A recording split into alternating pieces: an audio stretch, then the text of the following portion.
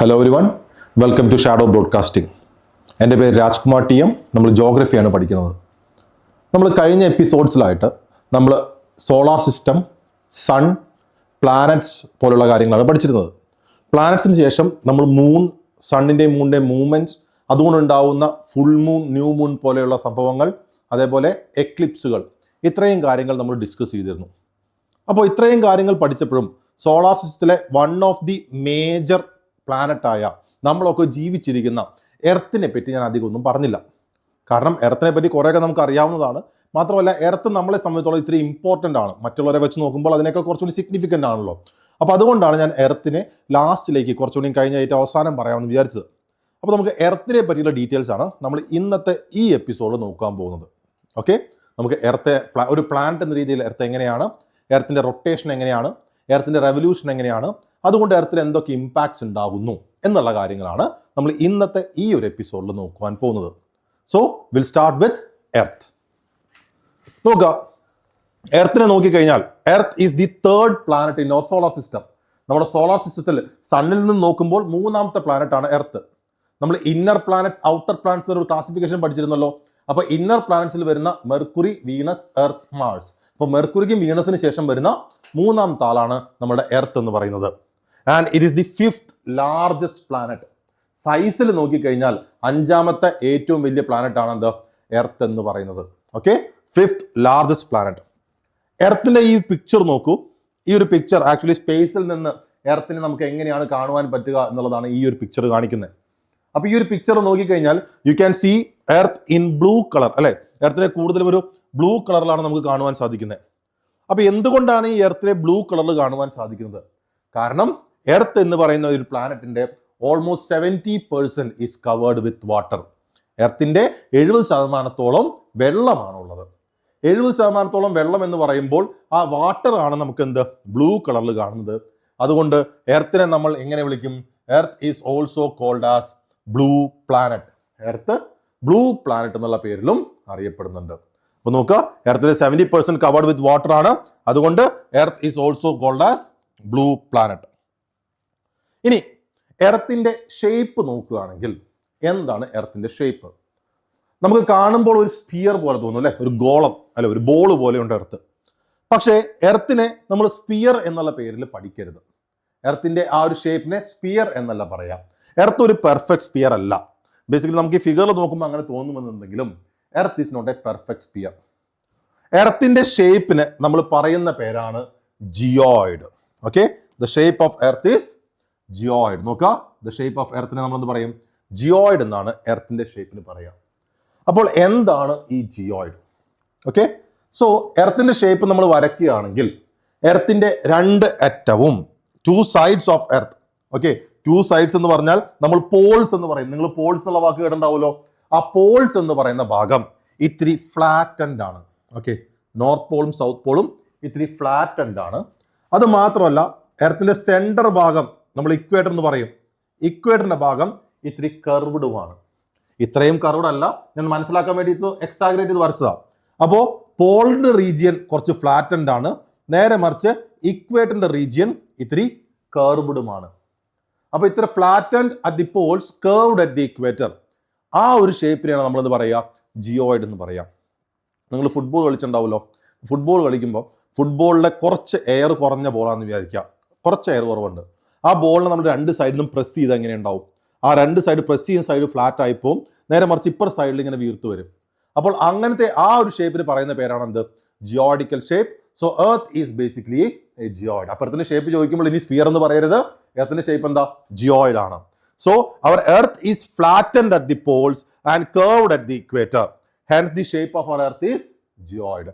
Earth പോളിൽ flattened ആണെന്ന് നമ്മൾ വരച്ചല്ലോ. പോളിൽ ഇത്തിരി ഫ്ലാറ്റൻഡ് ആണ്, ഇക്വേറ്ററിൽ ഇത്തിരി കർവ്ഡ് ആണ്. അതുകൊണ്ടാണ് നമ്മൾ എർത്തിന് എന്ത് പറയുന്നത്? ജിയോയിഡ് എന്ന ഷേപ്പിൽ പറയുന്നത്. ഓക്കെ, അപ്പോൾ നമ്മൾ എർത്തിന്റെ റേഡിയസ് നോക്കുകയാണെങ്കിൽ, റേഡിയസ് എന്ന് പറഞ്ഞാൽ എന്താ? സെൻട്രൽ നിന്ന് സർഫസിലേക്കുള്ള ദൂരം.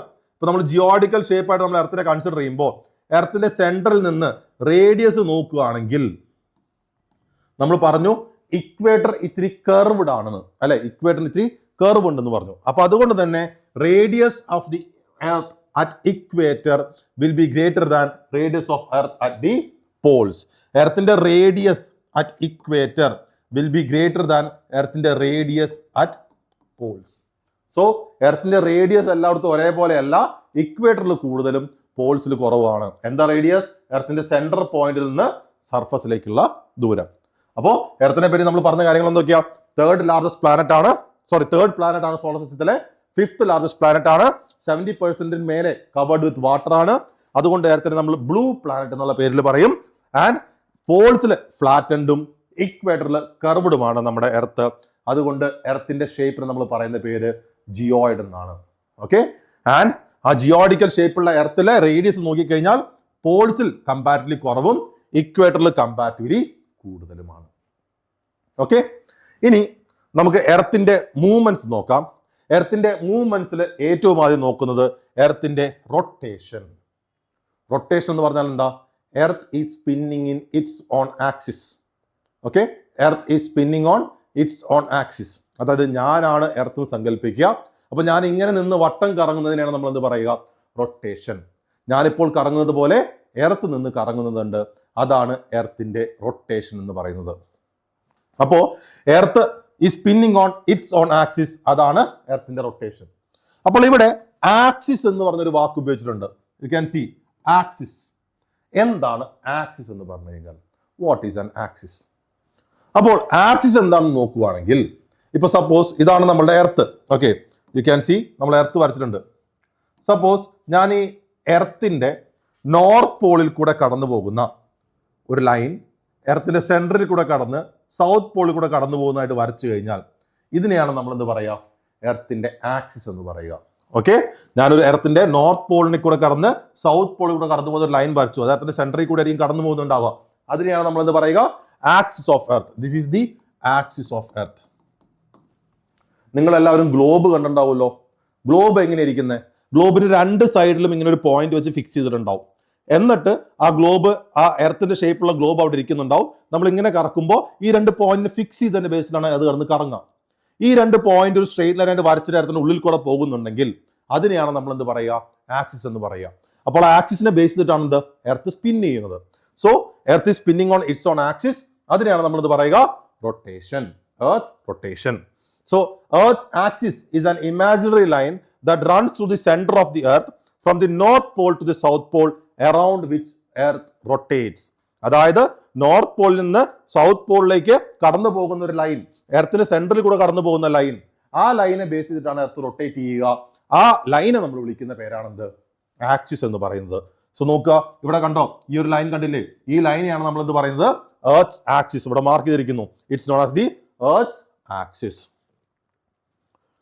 ഇനി റൊട്ടേഷനെ പറ്റി കുറച്ചും കൂടി വിവരങ്ങൾ നോക്കാം. Earth takes approximately 24 hours to complete one rotation. Earth ഒരു പ്രാവശ്യം അതിന്റെ ആക്സിൽ വട്ടം കറങ്ങി വരാൻ എടുക്കുന്ന സമയം എത്രയാണ്? 24 മണിക്കൂർ. അതാണ് നമ്മൾ ഒരു ദിവസമായി കണക്കാക്കുന്നത്. അപ്പോൾ എർത്ത് അതിന്റെ ആക്സിൽ നിന്ന് കറങ്ങാൻ എടുക്കുന്ന സമയമാണെന്ത്? 24 മണിക്കൂർ. അതാണ് വൺ റൊട്ടേഷൻ. അപ്രോക്സിമേറ്റ്ലി 24 hours എന്നാണ്. അതായത് എക്സാക്ട് 24 hours അല്ല, ശരിക്കും 23 മണിക്കൂർ 56 മിനിറ്റ് സംതിങ് ആണ് വരുന്നത്. പക്ഷെ നമുക്ക് 24 മണിക്കൂറായി തന്നെ കണക്കാക്കാം. എന്താണ് ഈ റൊട്ടേഷൻ കൊണ്ട് എർത്തിൽ ഉണ്ടാവുന്ന എഫക്റ്റ്? അതായത് എർത്ത് നിന്ന് കറങ്ങുന്നത് കൊണ്ട് എന്ത് എഫക്റ്റ് ആണ് നമുക്ക് ഭൂമിയിൽ ഉണ്ടാവുക?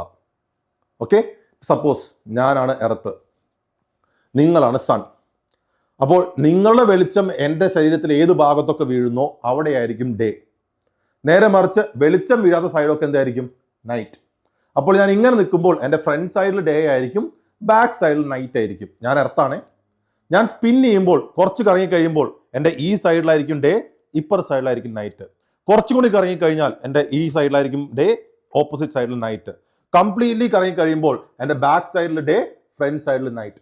വീണ്ടും കറങ്ങി കഴിയുമ്പോൾ പഴയ പൊസിഷനിലേക്ക് വന്നു. ഇപ്പോഴാണ് എൻ്റെ ഒരു റൊട്ടേഷൻ കംപ്ലീറ്റ് ആയത്. സോ ഈ സൺലൈറ്റ് വന്ന് വീഴുന്നത്, എർത്തിന്റെ പല ഭാഗത്തേക്ക് വീഴുന്നത് എങ്ങനെയാണ്? എർത്തിന്റെ റൊട്ടേഷൻ കാരണമാണ്. സോ അതിന്റെ റിസൾട്ട് ആയിട്ട് what do we have on earth? So as a result of this rotation we have days and nights. So rotation result ആയിട്ട് ഉണ്ടാവുന്നത് ഡേയ്സ് ആൻഡ് നൈറ്റ്സ് ആണ്. ഇനി എർത്തിന്റെ റൊട്ടേഷന്റെ ഡിറക്ഷൻ നോക്കിക്കഴിഞ്ഞാൽ it is from west to east. Earth rotate ചെയ്യുന്നത് വെസ്റ്റിൽ നിന്ന് ഈസ്റ്റിലേക്ക്, അതായത് പടിഞ്ഞാറിൽ നിന്ന് കിഴക്കോട്ടേക്കാണ് എർത്ത് റൊട്ടേറ്റ് ചെയ്യുന്നത്. ഡിറക്ഷൻസ് അറിയാലോ. ഫോർ എക്സാമ്പിൾ ഇവിടെ നോക്കൂ, ഇത് നോർത്ത് ആണെങ്കിൽ ഇത് സൗത്ത്, ഇതാണ് ഈസ്റ്റ്, ഇതാണ് വെസ്റ്റ്. അപ്പോൾ എർത്ത് റൊട്ടേറ്റ് ചെയ്യുന്നത് എങ്ങനെയാ? വെസ്റ്റ് ടു ഈസ്റ്റ് ആണ് എർത്ത് റൊട്ടേറ്റ് ചെയ്യുന്നത്. ഇനി വെസ്റ്റ് ടു ഈസ്റ്റ് നിങ്ങൾക്ക് ഓർത്ത് വയ്ക്കാൻ പറ്റുന്നില്ല, ബുദ്ധിമുട്ടാണെങ്കിൽ ഇങ്ങനെ ഒന്ന് ചിന്തിച്ച് നോക്കൂ. നമ്മൾ ഓടുന്ന കാറിലോ ബസ്സിലോ ഒക്കെ സഞ്ചരിക്കുമ്പോൾ നമ്മൾ മുന്നോട്ട് ചലിക്കുകയാണ്, നമ്മളാണ് മുന്നോട്ട് പോയിക്കൊണ്ടിരിക്കുന്നത്. പക്ഷെ നമുക്ക് തോന്നുന്നത് എന്താ? നമ്മുടെ സൈഡിലുള്ള ബിൽഡിങ്സും മരങ്ങളെല്ലാം പുറകോട്ട് ഓടുന്നതായിട്ട് തോന്നും, അല്ലേ? ശരിക്കും ബിൽഡിങ്സും മരങ്ങളും പോകുന്നുണ്ടോ? ഇല്ല, നമ്മൾ മുന്നോട്ട് പോകുന്നതാ. അപ്പൊ നമുക്ക് തോന്നുന്നു അനങ്ങാതെ നിൽക്കുന്ന, സ്റ്റേഷനായി നിൽക്കുന്ന ബിൽഡിങ്സും മരങ്ങളെല്ലാം നമ്മുടെ ഓപ്പോസിറ്റ് ഡയറക്ഷനിൽ പോകുന്നതായിട്ട്. ഇനി നമ്മൾ എർത്തിന്റെ കേസ് എടുക്കാം. നമ്മൾ ചെറിയ ക്ലാസ് തൊട്ട് നിങ്ങൾ പഠിച്ചിട്ടുണ്ടാവും, sun rises in the east, sun sets in the west. സൂര്യൻ കിഴക്കുതിച്ച് പടിഞ്ഞാറ് അസ്തമിക്കുന്നു. നമുക്ക് കാണുന്ന എന്താ? സൂര്യൻ ഈസ്റ്റിൽ നിന്ന് വെസ്റ്റിലേക്ക് പോകുന്നതായിട്ട്, കിഴക്ക് നിന്ന് പടിഞ്ഞാറായിട്ട് സൂര്യൻ പോകുന്നതായിട്ട് തോന്നും. ശരിക്കും സൂര്യൻ പോകുന്നുണ്ടോ? ഇല്ല, നമ്മൾ റൊട്ടേറ്റ് ചെയ്യുന്നത് കൊണ്ടാണ് നമുക്ക് അങ്ങനെ തോന്നുന്നത്. അപ്പോൾ സ്റ്റേഷനായി നിൽക്കുന്ന സൂര്യൻ ഈസ്റ്റിൽ നിന്ന് വെസ്റ്റിലേക്ക് പോകുന്നതായി നമുക്ക് തോന്നണമെന്നുണ്ടെങ്കിൽ നമ്മൾ ഓപ്പോസിറ്റ് ഡയറക്ഷനിലേക്കായിരിക്കും കറങ്ങുന്നുണ്ടാവുക. അപ്പൊ ഈസ്റ്റ് വെസ്റ്റ് സൂര്യൻ പോകുന്നുണ്ടെങ്കിൽ നമ്മൾ വെസ്റ്റ് ടു ഈസ്റ്റ് ആയിരിക്കും കറങ്ങുന്നുണ്ടാവുക, അല്ലെ? നമ്മൾ നേരത്തെ വണ്ടിയിൽ പോകുന്ന എക്സാമ്പിൾ പറഞ്ഞില്ലേ, അതേ കോൺസെപ്റ്റ് ആലോചിക്കാം. So earth is revolving in the direction, earth is rotating in the direction from west to east. Earth കറങ്ങുന്നത് വെസ്റ്റിൽ നിന്ന് ഈസ്റ്റിലേക്കാണ്. Speed of earth rotation is greater at the equator when compared to the poles. എർത്തിന്റെ rotation നമ്മൾ നോക്കിക്കഴിഞ്ഞാൽ, earth കറങ്ങുന്നുണ്ടല്ലോ, എർത്തിന്റെ എല്ലാ ഭാഗത്തും ഒരേ വെലോസിറ്റിയിൽ ഒരേ സ്പീഡിലല്ല കറങ്ങുന്നത്. ഇക്വേറ്ററിൽ സ്പീഡ് കൂടുതലായിരിക്കും, പോൾസിൽ സ്പീഡ് കുറവായിരിക്കും. ഇത്രേ. എർത്ത് റൊട്ടേറ്റ് ചെയ്യുന്നത് എല്ലായിടത്തും റൊട്ടേറ്റ് ചെയ്യുന്നുണ്ട്. അപ്പോൾ ഇക്വേറ്ററിൽ സ്പീഡ് കൂടുതലായിരിക്കും റൊട്ടേഷന്, പോൾസിൽ സ്പീഡ് കുറവായിരിക്കുന്നു. അതെന്താ അങ്ങനെ? ഒന്ന് ആലോചിച്ച് നോക്കൂ, ലോജിക്ക് ഒന്ന് ആലോചിച്ച് നോക്കൂ. ഫോർ എക്സാമ്പിൾ ശ്രദ്ധിക്കാം. ഇപ്പോൾ ഫോർ എക്സാമ്പിൾ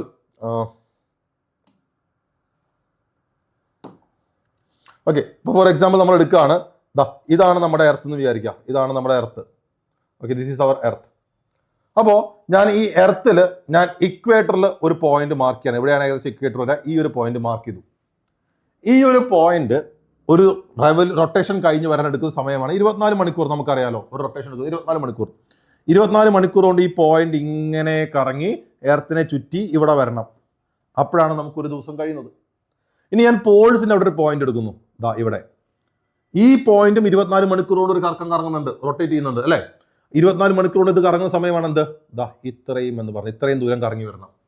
അപ്പൊ നോക്കുക, 24 മണിക്കൂർ കൊണ്ട് ഇക്വേറ്ററിലെ ഒരു പോയിന്റ് ഇത്രയും വലിയ സർക്കിൾ കറങ്ങി വരുമ്പോൾ പോളിലെ ഒരു പോയിന്റ് ഇത്രയും ചെറിയ സർക്കിളാണ് കറങ്ങി വരുന്നത്. അതിനർത്ഥം ഇക്വേറ്ററിലെ ഒരു പോയിന്റ് കൂടുതൽ ദൂരം 24 മണിക്കൂർ കൊണ്ട് സഞ്ചരിക്കുന്നുണ്ട്, പോളിലെ ഒരു പോയിന്റ് കുറവ് ദൂരമേ 1 മണിക്കൂർ കൊണ്ട് സഞ്ചരിക്കുന്നുള്ളൂ, അല്ലേ? നോക്കുക, ഇക്വേറ്ററിൽ ഇത്രയും ദൂരം സഞ്ചരിക്കണ്ടേ ഒരു റൊട്ടേഷൻ കഴിയണമെന്നുണ്ടെങ്കിൽ, പോൾസിൽ ഇത്രയും കഴിഞ്ഞാൽ മതി. അതിനർത്ഥം ഇക്വേറ്ററിലെ ദൂരം കൂടുതൽ സ്പീഡിൽ പോകുന്നുണ്ട്. കൂടുതൽ സ്പീഡിൽ പോയാലല്ലേ ഒരു നിശ്ചിത സമയത്തിൽ കൂടുതൽ ദൂരം പോകാൻ പറ്റുള്ളൂ, അല്ലേ? എനിക്ക് ഇവിടുന്ന് 10 കിലോമീറ്റർ അപ്പുറത്തെ സ്ഥലത്തേക്ക് പോകണം. ഞാൻ 30 കിലോമീറ്റർ സ്പീഡിൽ പോകുമ്പോൾ എടുക്കുന്ന സമയമായിരിക്കില്ല ഞാൻ 50 കിലോമീറ്റർ സ്പീഡിൽ വണ്ടിയിൽ പോയി കഴിഞ്ഞാൽ. അപ്പൊ അതേ കോൺസെപ്റ്റ് തന്നെ ഇക്വേറ്ററിൽ ഒരു പോയിന്റ് കൂടുതൽ ദൂരം 24 മണിക്കൂർ കവർ ചെയ്ത് വരുന്നു, പോൾസിൽ കുറവ് ദൂരമേ കവർ ചെയ്ത് വരുന്നുള്ളൂ. അതിനർത്ഥം ഇക്വേറ്ററിന് is having a point at the equator is having higher velocity compared to a point at the poles. Okay, so speed of Earth's rotation is greater at the equator when compared to the poles. Poles വെച്ച് നോക്കുമ്പോൾ ഇക്വേറ്ററിൽ ദൂരം കൂടുതലാണ്. ഇനി റൊട്ടേഷനുമായി ബന്ധപ്പെട്ട് ഒരു കാര്യം കൂടി പറയാനുണ്ട്. ഞാൻ നേരത്തെ ആക്സിസ് വരച്ചപ്പോൾ നമ്മൾ പറഞ്ഞ എന്താ? എർത്തിന്റെ നോർത്ത് പോളിൽ കൂടെ കടന്ന് സൗത്ത് പോളിൽ കൂടെ കടന്ന് എർത്തിന്റെ സെൻട്രൽ കൂടെ പോകുന്നതിനാണ് നമ്മൾ ആക്സിസ് എന്ന് പറയുന്നത്. അപ്പോൾ ഈ ആക്സിസ് ശരിക്കും പറഞ്ഞാൽ ഇതേപോലെ സ്ട്രെയിറ്റ് ലൈൻ ആയിട്ട്, അതായത് ഈ പ്ലെയിനിന് പെർപെൻഡിക്കുലർ ആയിട്ടല്ല ഉള്ളത്. ഈ ആക്സിസിന് ഒരു ചെരിവുണ്ട്. അപ്പോൾ ആ ചെരിവിനെ പറ്റിയാണ് നമ്മൾ ഇനി അടുത്ത ക്ലാസ്സിൽ നോക്കാൻ പോകുന്നത്. So will see about in the next class. Thank U.